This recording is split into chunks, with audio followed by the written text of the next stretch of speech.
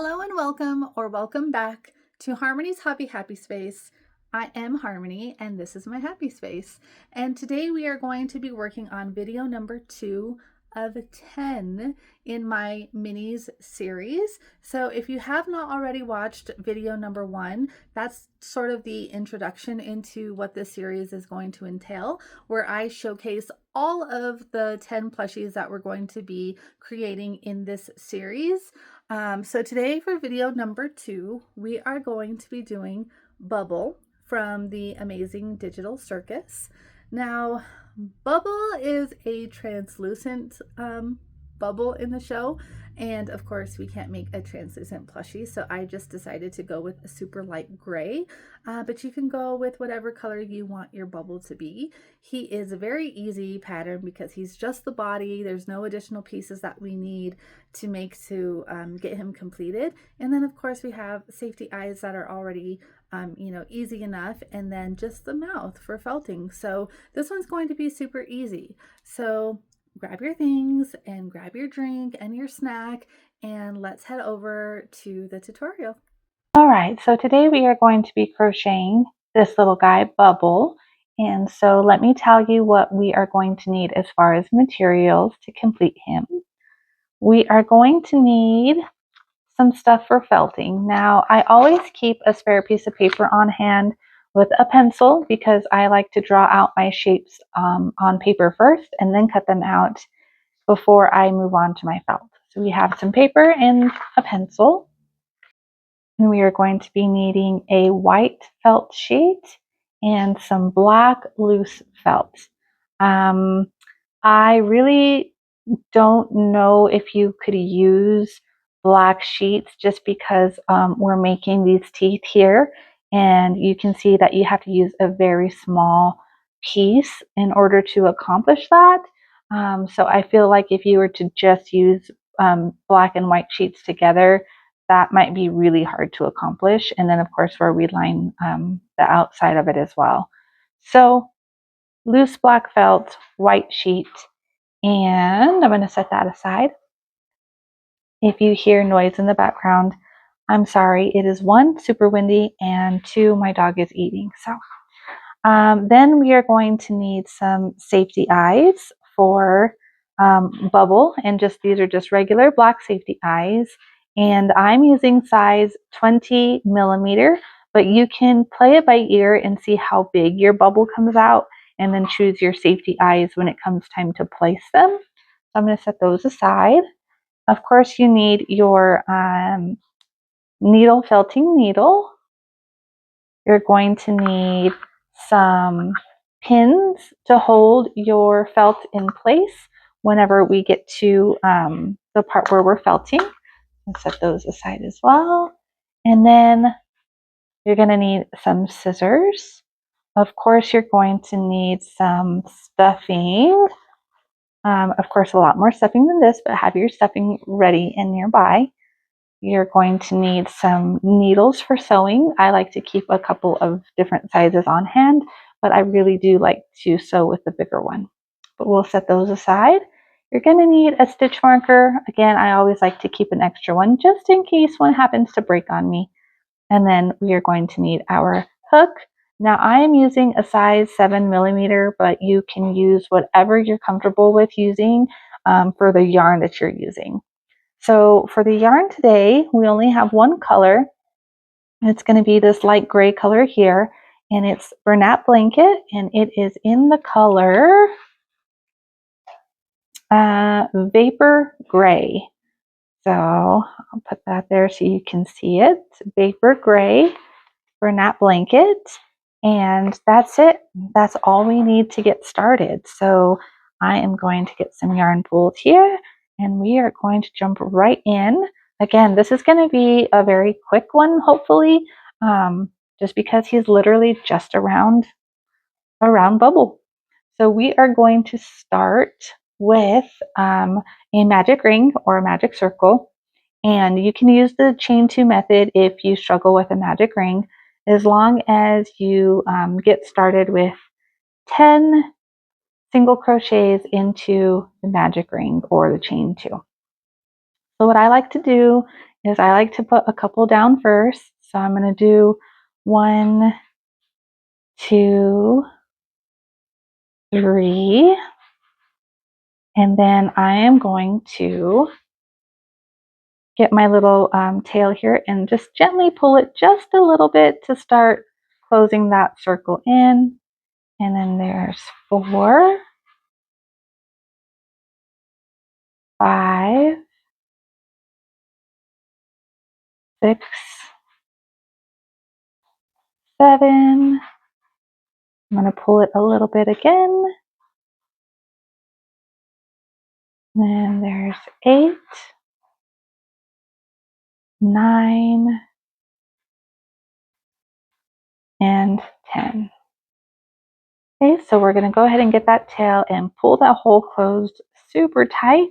Now you may need to go back and tighten it as we do a couple more rounds, just because when you have so many single crochets inside the magic ring, it tends to be, of course, a bigger hole, and so it'll loosen up a little bit as we go.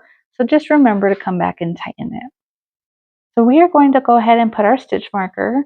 Now I like to put my stitch marker at the end of my rows and not at the beginning, but if you want to put yours at the beginning, that's fine too. Whatever way works best for you. So that was round 1, 10 single crochets into the magic ring. And now we're going to do row number 2, which is 10 increases, and that is going to give us 20 single crochets. So I'm just going to grab my hook and get in there. And what an increase is, of course, is just 1 single crochet. And then in the same stitch, we're going to do another single crochet. So we're just putting 2 single crochets in every stitch around. So that is your increase. So again, 10 increases for 20 stitches. And I'm going to go ahead and just speed this up and get over to the end of the round so that we can just keep on moving on this.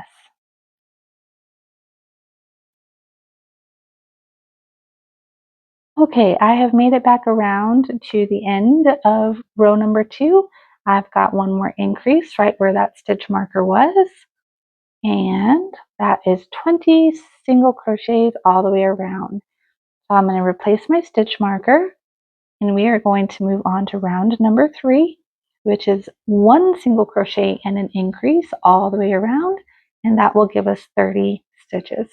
So we are just going to do 1 single crochet, and in the next stitch we'll do our increase. So that means 2, and in the same stitch 3. So then again we're going to do 1 single crochet, so that's 4, and then an increase, 5, and in the same stitch 6. So go ahead and just repeat this all the way around. 7, 8, and 9. And again, I'm just going to speed this up and I will meet you back at the end of this round.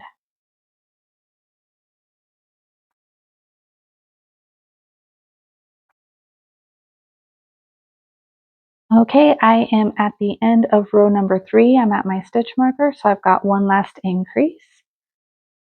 So that's 29 and 30. And I'm just going to go ahead and put my stitch marker back. And now at this point, I will go ahead and just tug on that tail from the magic ring and make sure that we are indeed tight and all closed up. So round number 4 is going to be our last row of increases, and we are just going to do 2 single crochets and an increase all the way around, and that will give us 40 stitches. So it's just 1 single crochet, and in the next stitch 1 single crochet, that's 2, and then an increase. There's 3, and in the same stitch 4. So just repeat this sequence all the way around, 2 single crochets and an increase. And at the end of this row, you should have 40 stitches. Now at this point, I am going to do this off camera just because it's taking me more time to get all the way around. And then I will meet you back here when we're done with round number 4. Okay, so we are all done with round number 4. So you should have 40 single crochets all the way around. And now what we're going to do is we're just going to continue doing 40 single crochets all the way around, no more increases, and we are going to do that for 6 rows. So row 5 through row 10 are just going to be 40 single crochets each. So I am going to meet you back once I have gotten all the way around to number 5, and I'm going to show you how I crochet around my stitch marker. I just leave it there in place and I crochet right around it. That way I don't have to remember how many rows I've done, and I can just easily count them from the stitch marker. So let me go ahead and do that, and then I'll show you when I get back here to the finishing round number 5. Okay, so I am on round 5 and I just made it to the very end where I'm back at my stitch marker. Now normally I would take my stitch marker out, put my stitch in there, and then put my stitch marker back in on the next round. But since we're doing continuous 40 stitches all the way around for 6 rows, I'm just going to go ahead and crochet around this. So I put my single crochet right in there, and then I just keep it here to the front, and I just go right around it into the next stitch, and I just keep going with it right there in that place. And then when we get back around after we are doing round 6, the 40th stitch will land right on top of the stitch marker, and then they'll just continue to stack on top of each other, which makes it very easy to count how many rows that you've done. So I'm going to go ahead and continue on with the additional 5 rounds that I still need to do off camera, and then I will meet you back here. Okay, so I just finished round number 10, and I wanted to show you, hopefully you can see this. I know it can be a little harder to see the stitches on lighter yarn, but the reason why I keep my stitch marker here is because that's round 1. So you can clearly count 1, 2, 3, 4, 5, and 6. They will always stack on top of each other. They may lean slightly right, just depending on your tension. But that is why I keep my stitch marker here, because I don't have to keep track of how many rows that I've done or what row I'm on. So now I'm going to go ahead and remove that stitch marker and move it back up to my current row that I'm working on. And now we are going to work on decreases to start closing us up. And basically what we're going to do is we're going to decrease in the same way that we increased. So our last round of increases was 2 single crochets and an increase. So now for round 11, we're going to do 2 single crochets and a decrease. So we are going to just do 1 single crochet, and of course, oh, my yarn is turned. Hold on. I was all wrapped up there. Okay, 1 single crochet and 2. Now, a decrease is basically when you take 2 stitches and make them into 1. So what we're going to do is we're going to take our hook through that next stitch, and we are going to pull up a loop. And then we are going to continue into the next stitch and pull up another loop. So we have 3 loops on our hook, and then we're going to yarn over and pull through all 3 of those loops. So we just turned 2 stitches into 1 for the next round.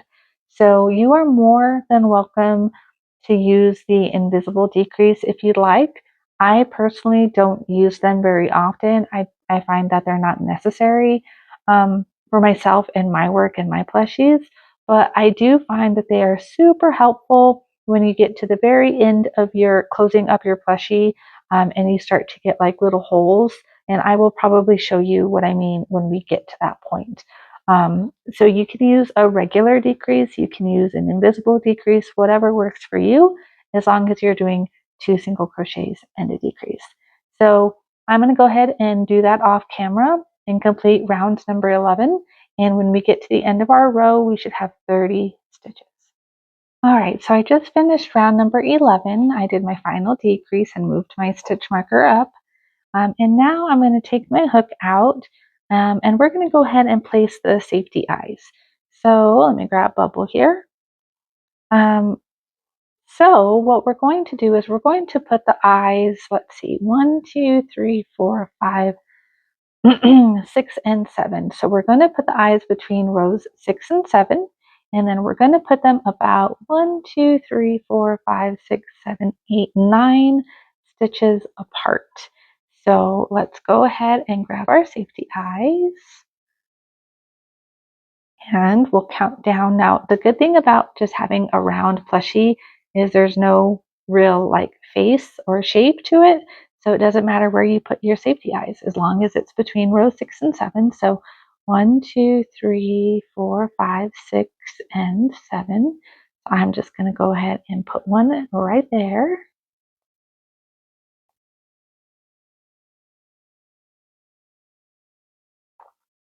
And secure it on.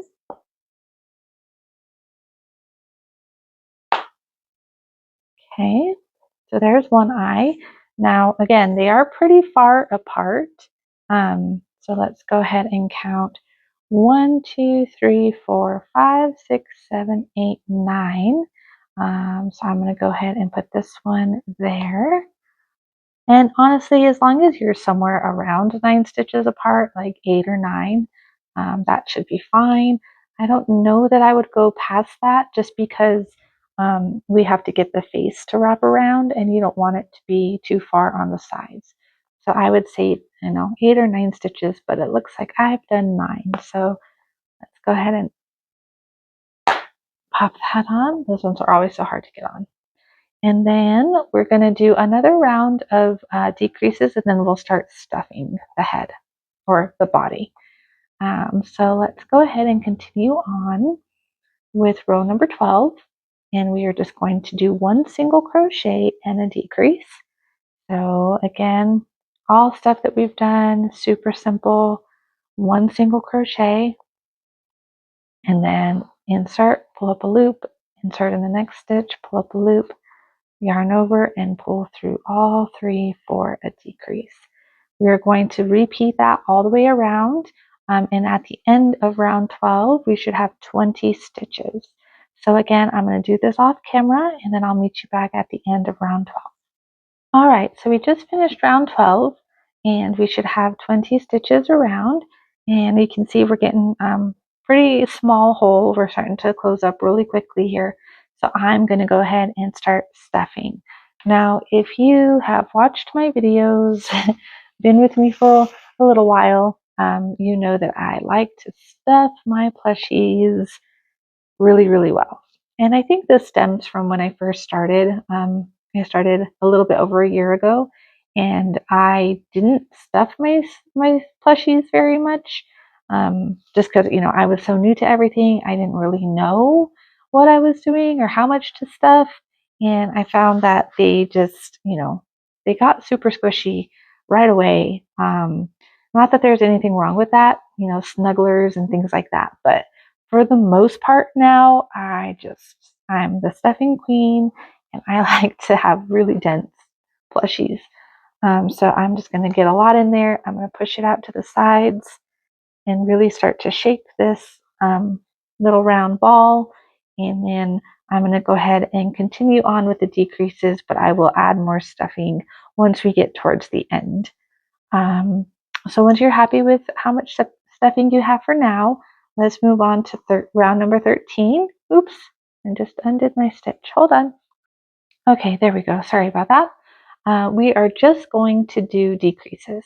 So we should have 10 decreases, which will leave us with 10 stitches. And this is kind of where we'll start to monitor the decreases to see if we're having any sort of gaps in our stitches, because obviously we don't want that. But after every decrease, I pull the tail pretty tight to like get everything cinched in. So let's just continue. I'm just going to do these on camera with you for the most part, I think, just so we can actually know. Let me speed this up. I'm going to speed up my decreases, and I will meet you back at the end of this row.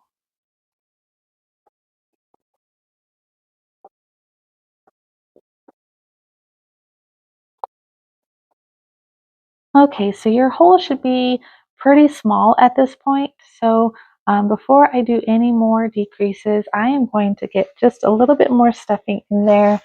Um, I did stuff it pretty well already, but I'm going to just really make sure that I get into this last little bottom piece here. So I'm going to really push it off to the sides.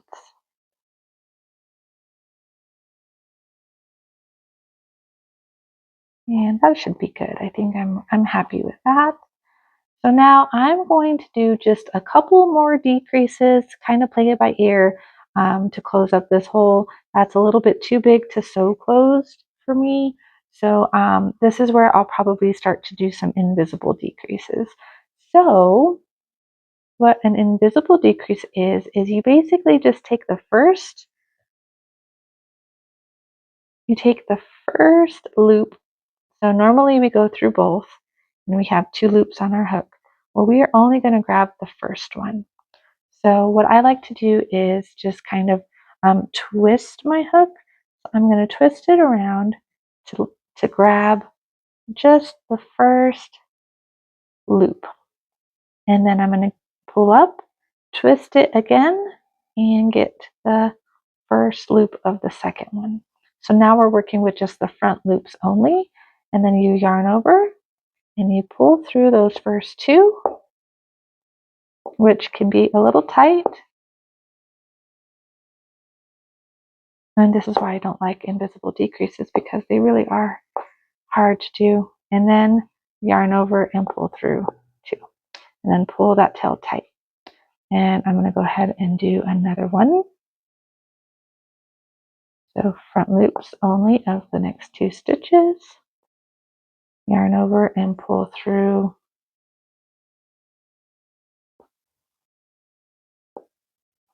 And then yarn over and pull through.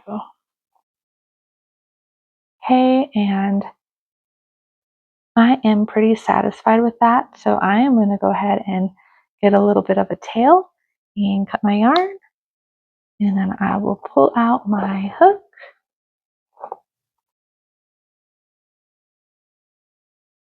Grab my needle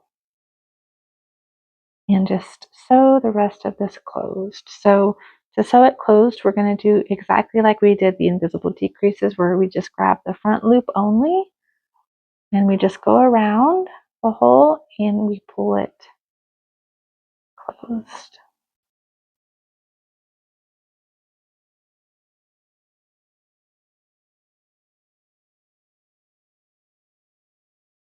Just give it a gentle tug after every loop.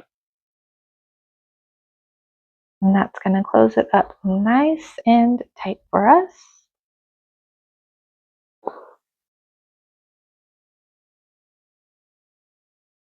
And when you do this, sometimes you do see some holes that are just a little bit bigger than maybe you would like them to be. What I do is I just use this rest of this tail just to get in and out of any other stitches that I feel maybe need some extra yarn in them. But usually the thicker chunky yarn does a really good job of just keeping everything tight without any big gaps or anything in there. So once I'm happy with that, I will just pull my yarn through kind of towards the middle and through some stuffing, and then off to the side.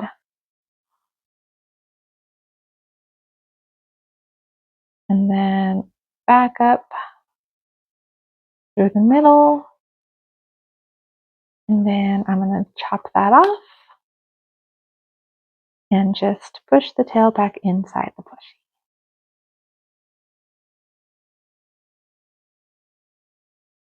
And there we go. There is our bubble. He is almost done. And he is already looking adorable. So he actually did come out just, I feel like, slightly smaller than this one. I feel like I probably just did him a little bit tighter. The stitches feel a little tighter on this one than this one, but that is perfectly fine. Again, this is a minis series. the size of your mini will vary, and that's perfectly fine. They're not all going to be the same size. So we are going to keep bubble close because now we're going to be working with the felt and making sure that what we draw out matches the size that we need for this particular one. So I'm going to grab my pins here, and I'm going to grab my piece of paper and my pencil. And we're just going to attempt to just freehand the mouth. So just kind of give it a general kind of look and get a general idea of what size we need. I'm going to go ahead and just use this piece right here. And we're just going to sketch a mouth. This one should be fairly simple design. Make it a little more symmetrical.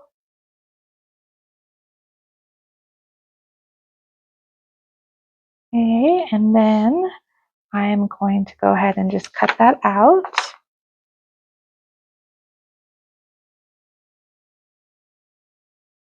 Okay. And now when I cut the felt, I'm probably going to cut it just a little bit wider again, but that looks pretty good. I think maybe even not so deep of a V, just because it's got to sit more flat like this. Okay, so now I am going to go ahead, once you're happy with your design, go ahead and get your white felt sheet and cut that out. I am going to go ahead and do that off camera, but I will meet you back here when we are done with that. So once you have your felt sheet cut out, your mouth cut out, we're going to go ahead and we're going to pin it to the face and make sure that that is everything that we want it to be.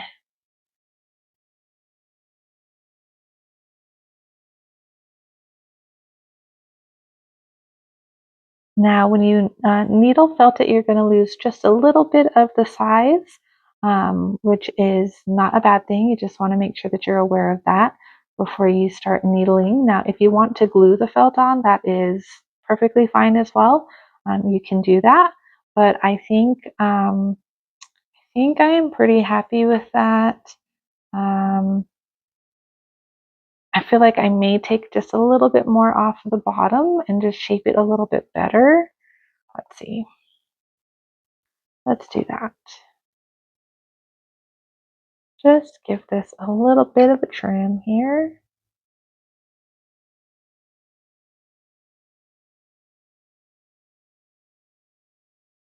Okay.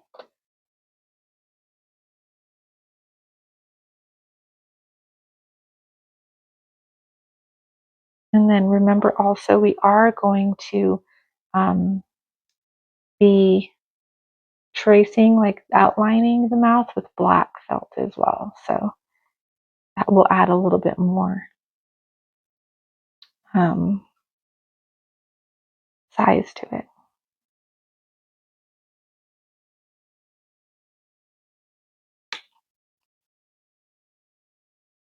So getting your pieces shaped right is probably the hardest part, honestly. Yeah, I'm still not happy with that. So I'm going to go ahead and fold this in half and stop being silly and just make it symmetrical.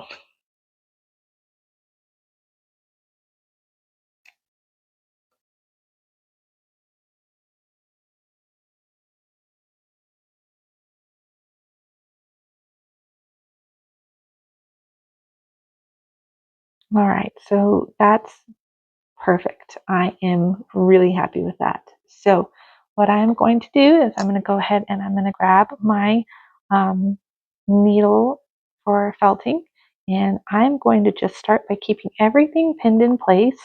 I'm going to hold it down as tight as I can, and I am just going to start stabbing away at the middle of the felt. because the more punctures that you can do throughout, the more secure it's going to be. So we are just going to stab, stab, stab, stab all over the middle. And if you're worried about seeing all of these little stab holes, I promise you they're not going to make a difference. You're not going to see it in the end. Okay, so once you have stabbed quite a bit of the middle, you can go ahead and remove those pins, and I'll just show you guys. It gets on there really well and is actually really secure. Like you would have to pull it off with some force to get it off. So now what we're going to do is we're just going to go in and make sure that we get all of these edges. And you kind of want to come at the edges at a little bit of an angle, just to kind of get them like pushed down and shaped the correct way. And you just want to make sure that you get them really, really well. And so I am just going to speed this up, and I will come back when I've completed the shaping of the mouth.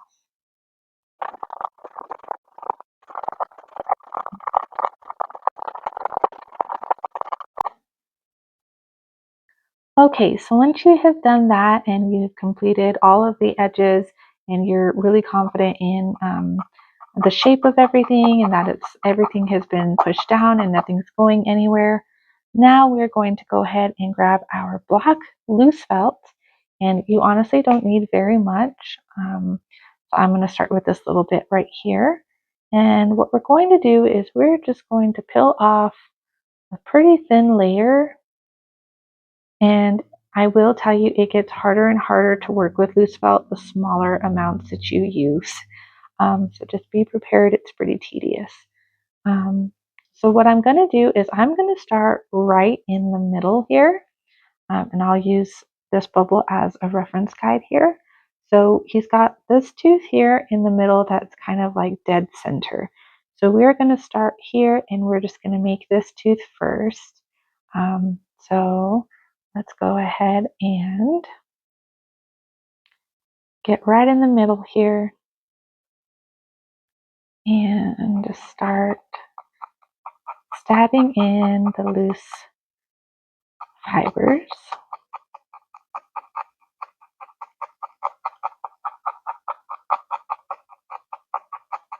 And because we are going to be outlining the mouth in black, you can just take this piece right along the outside here and get that pushed in and shape the tooth like this.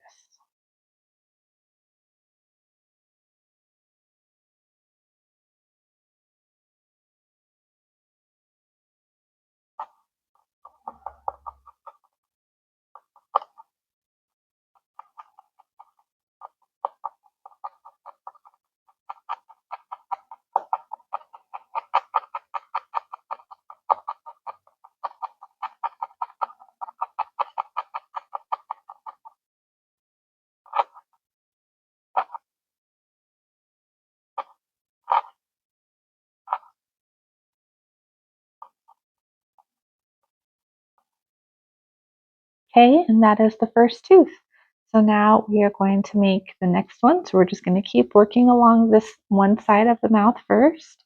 And again, you can just put this right on the outline. And this piece that we had in the beginning, I'm just going to use that as well. And just move everything over and shape my second tooth.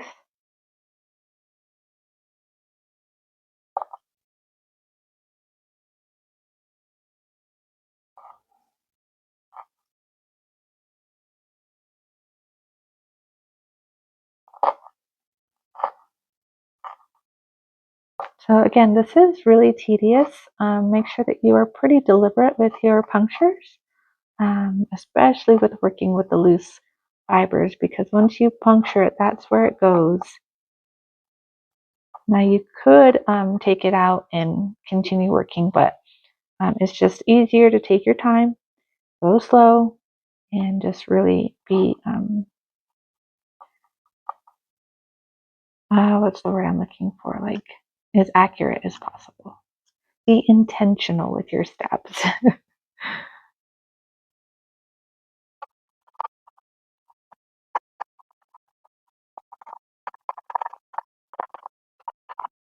Okay, so now I've gotten to the end, and I am at the end of my felt as well. So I'm just going to go ahead and outline this, um, and just have to continue working with a separate piece, which is totally fine. Um, oh my goodness, that wind. I don't know if you guys can hear it. It's so bad.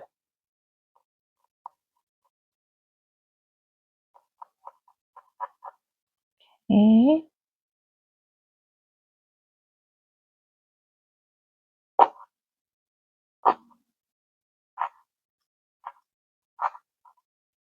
Okay, so what I'm going to do is just grab another small piece of felt,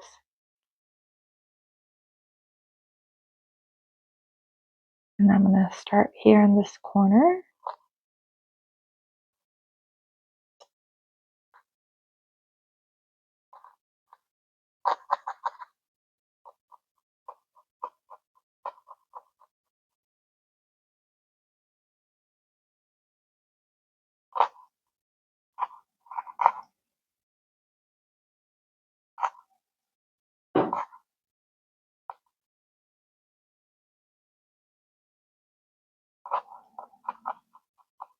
Okay, and now I have a lot here that I am going to just go ahead and use along the top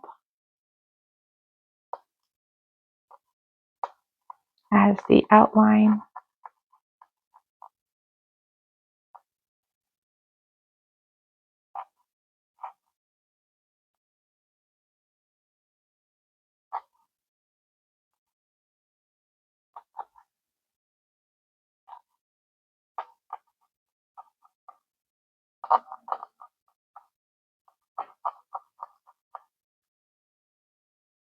And then just try to clean it up as much as you can. It's really hard with the loose felt because you'll get fibers everywhere, but I do have a little bit of a trick that I use for that I will share at the end as well. Okay, so I am going to go ahead and just speed up the rest of this until I finish the teeth, and then I will meet you back here when we are all done.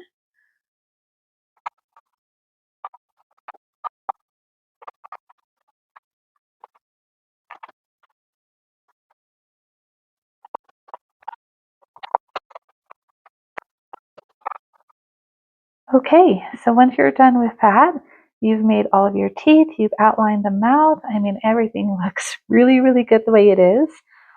Now you can take your scissors and you can try to cut down some of the fibers that stick up, because it's impossible to get all of them down. But honestly, that's only going to do so much. So what I like to do, and I think I may have mentioned this in video one when I did Boo. I may have mentioned it, but I know I didn't show it. But my boyfriend has a heat gun that he uses for his 3D printed items. So what I'm going to do is I'm just going to get this turned over and start. You can hear it whirring. It's turning on and warming up. And it just produces a really hot like blow of air. And what I do is I just use that to almost just kind of like melt the little fibers, because they're so thin that the heat will just melt them. So it helps with the flyaways, but you have to be very careful not to burn the felt, because you can absolutely singe it, just like your hair. So I don't know if you've ever caught your hair in like a fire, like your arm hair or anything, but it's just like that. So you want to just kind of go over it And that kind of tightens everything up and really gets rid of all of those flyaways. And I actually did not do it on this one yet. So see if we can't see any of the flyaways. Like you can see the flyaways like right here. And I'm just gonna melt them away. This also works for stuffing when you start to sew your plushies and you get stuffing coming out of it from where your needle went through. You can also kind of burn away the flyaways from the stuffing.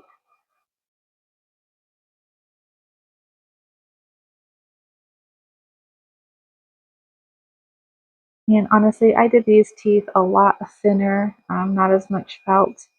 So that was a little bit harder to get clean, but you can scratch at that, pull it a little bit, and you can see it really just kind of melts them and tightens them up. So that's what I do. And that's it. That is the tutorial for Bubble. And you can see this one I did a lot thicker and a lot darker than this one.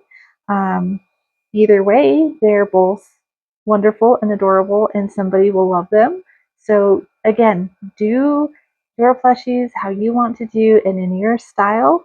But at the end of the day, you just got to be happy with what your work is and have fun with it, and be proud of yourself and give yourself grace. So thank you again for watching my tutorial video. This is 2 of 10, so there will be more to come. And again, please subscribe to my channel and share it with other crochet friends that you have. I would really appreciate the support. And don't forget to tag me on social media so that I can see all of your wonderful designs. Thanks, guys. I'll see you next time.